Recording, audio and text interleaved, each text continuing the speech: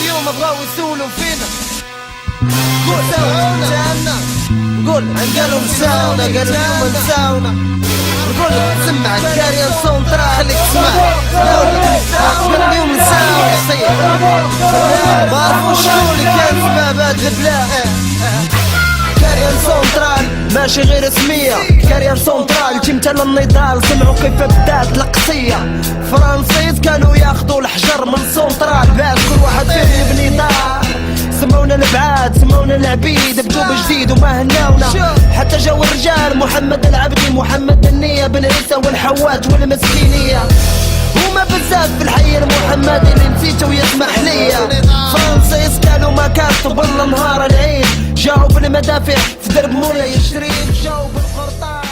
C'est pas moi qui a libéré les terroristes, c'est Bouteflika.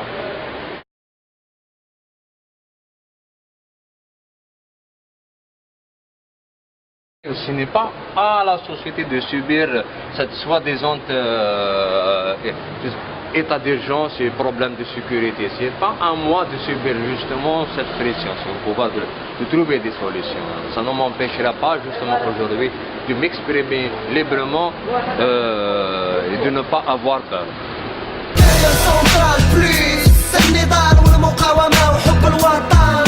Mon boulot c'est dans le bâtiment, mais je suis aussi dans le cinéma. Deux longs métrages avec Tariq Tegia. Le premier c'était Rempli de Kouvou, le deuxième c'est Inland. Sur Inland je suis l'acteur principal. Je pense que c'est un film qui relate un petit peu cette Algérie dans ses profondeurs, dans l'Algérie après la guerre, là où il n'y a pas de vaincu, de vainqueur, un petit peu l'Algérie d'aujourd'hui quoi. Moi j'ai rejoint le groupe Bzaf juste après sa création et la première des actions ça a été le chahutage du salon du livre. Comme le pouvoir a essayé de s'approprier Yassine Kateb en le vidant de tout son contenu contestataire, il est aussi de notre devoir et de notre responsabilité aussi de dire que Kateb Yassine c'était aussi de la contestation par rapport à ce système, par rapport à ce pouvoir dictatorial, autoritaire, ce manque de liberté.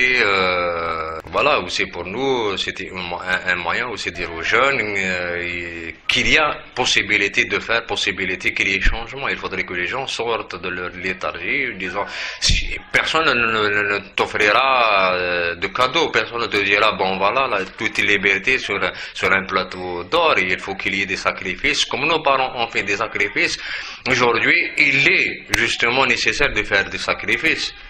Moi chaque fois que je fais une action, j'ai la peur physique. Aussi il faut sortir, il faut oublier cette peur. هما بزاف في الحي المحمدي اللي نسيته ويسمح ليا فرنسيس كانوا ما كاتب بالنهار العيد جاو بالمدافع في درب مولاي الشريف جاو بالقرطاس. Le pouvoir abolit tout le temps en disant vous pouvez faire de la politique, vous pouvez critiquer, vous pouvez contester, mais en restant dans vos locaux, dans vos espaces cloîtrés. Et à un moment donné, il faut dire il faut s'approprier cet espace-là qu'il devient un espace d'expression libre. Il n'y a pas vraiment une opposition dans ce pays. Tout se complète. Tu vois? Donc pour trouver un milieu, tu peux dire ce que tu veux librement et indépendamment, c'est difficile. La dernière action auquel tu as participé, c'était quoi? C'était devant l'Assemblée populaire nationale.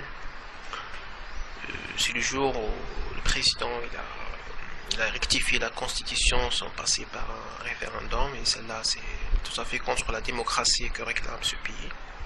Ah attends, c'est pas la dernière, ça c'est avant-dernière. La dernière c'est le jour où on a décerné le prix Fawzi pour la liberté d'expression. On a organisé à la place Liberté d'expression, la rue Hassiba à Alger. On a reproduit certains extraits de romans Botakhen qui a été censuré, qu'on a distribué sur les gens.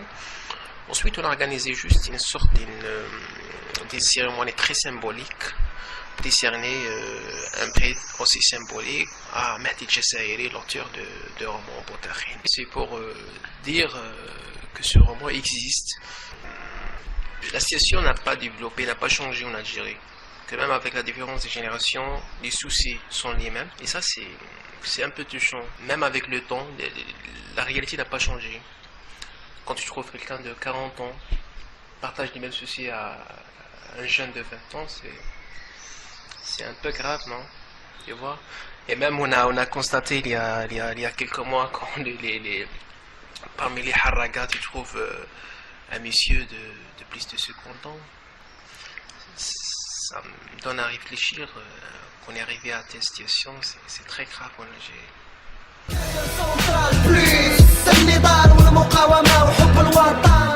Là en Algérie, la femme est traitée comme un esclave. Le code de la famille doit changer. Pour une femme divorcée, pour qu'elle mette son fils au passeport, elle doit demander l'autorisation. Pour qu'elle lui ouvre un compte bancaire, elle demande l'autorisation du père. Donc on demande vraiment un changement pour que la femme soit libre. Tu me disais, tu as connu Bzef sur Facebook. Oui. J'ai reçu une invitation à travers Facebook, un réseau social. J'ai lu les informations, donc c'était un parti politique, donc ça m'a arrangé, donc voilà, j'ai rejoint le groupe. Il n'y a pas que des actions dans Bzef, il y a aussi des discussions, rencontres, vous avez oui. des rencontres, vous avez des Des discussions. débats. Avant la marche du 8 mars, j'ai assisté à ce débat pour préparer la marche, donc pour préparer les tracts, le lieu, la date, l'endroit, voilà. Et il y avait aussi un débat sur, par exemple, sur la laïcité de l'Algérie, et pour une Algérie laïque, ni musulmane, ni chrétienne, ni juive, ni une Algérie. Ça s'appelle l'Algérie, le pays, notre pays.